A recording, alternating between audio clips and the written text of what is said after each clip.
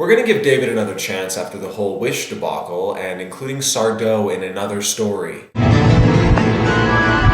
David had his bike stolen, but ever the optimist, he uses it as inspiration for his story. But it's not a total loss. David came up with a story about it. Yeah, I'd still be pissed. Having your bike stolen, having a good story, bike story. Oh, right, yeah, your bike's worth a lot more. I thought about that. Kiki is a terrible actor. His own grave. The show itself casts some reasonable people, but to pick her as a Midnight Society member who's in every episode, that's just a poor choice. The tale of the shiny red bicycle. So it's the 80s. Ricky and Mike are biking up a storm.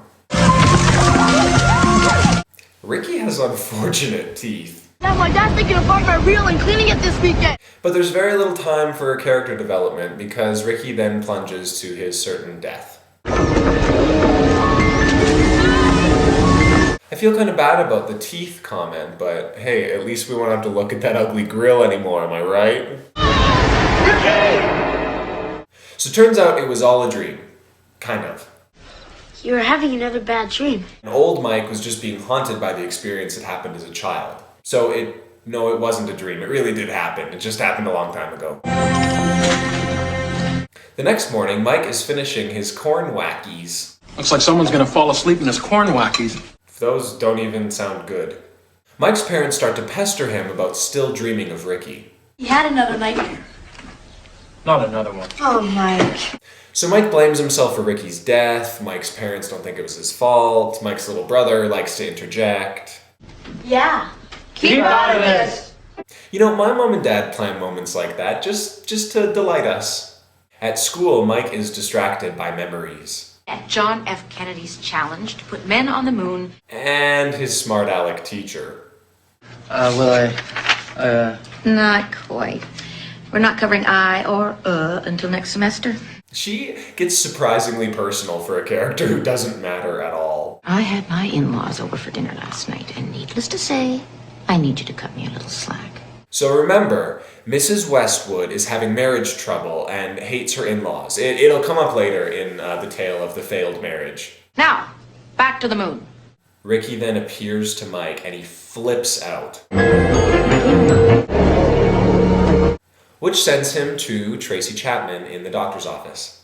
Who is Ricky? You mentioned the name Ricky in the classroom. Who gives him one reason to stay here and then turns right back around. And then Mike sees Ricky again, but before he can tell Dr. Chapman, Ricky disappears. And then the bike disappears. I'm not sure why in that order. So now that Mike is clinically insane, he's gonna miss the fishing season, which sucks, right? That's something that kids don't want to miss, right? Fishing? Kids love that. You know, I've never missed the first day of fishing season. Not once. So it's the same plot line repeated over and over again. Mike thinks he sees Ricky, but it's not actually Ricky. Mike sees Ricky, Mike sees Ricky. Wait, that chick looks nothing like Ricky. Back at home, turns out Mike's younger brother Ben is a moron. Huh? I knew it. 99.6. Good. When he hits 100, we'll sew. I don't get it. Ben's really gonna miss Mike at fishing, and Ben doesn't think that Mike is crazy. I just saved you about 10 minutes of the episode, honestly. So what did Dad's joke before me? Was it dirty? Shit gets weird when Ben tries a joke of his own. Ask me why I'm a great comedian. Why are you a great Timing! Harry. You know, one thing I never understood is why actors do this when they sleep act.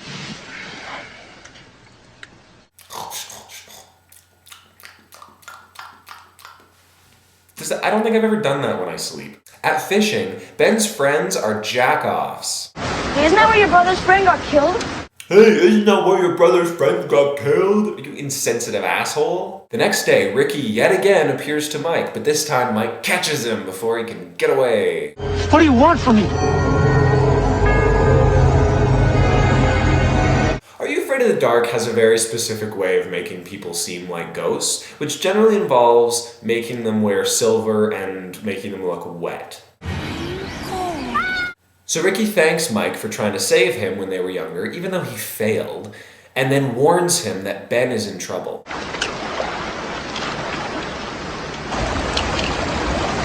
What did you do that for? Sorry, another accident. Seriously, why are you friends with these people? So Ben goes to fetch his tackle, or whatever fishing term you'd like to insert there. Hook, line, sinker, bait, bass, swordfish, sunken ship. Like, I can't, whoa. Fishing pole, line. I think I already said bait. I miss you, Ricky. I miss you too, Mike. Get going. Yeah, get going, Mike, before shit gets weirder. A better idea might have been to stop and be like, hey, dam guy, don't turn that crank thing that opens the dam and kills people. Does anyone else find it weird that Mike can ride a ghost bike, but yet not touch Ricky? So just in the nick of time, Mike saves Ben. And the bike turns all rusty and gross. The end. Yeah, alright, David, you're back in my good books. But not the producer's good books, because they get rid of you in season 3. Just heads up. It really ticked me off. I give The Tale of the Shiny Red Bicycle 30 corn wackies out of 41 corn wackies. Somebody's had too many corn crazies. What were they called? They weren't corn crazies. Corn wackies. Corn crazies, frankly, is a better name. I should have written this episode.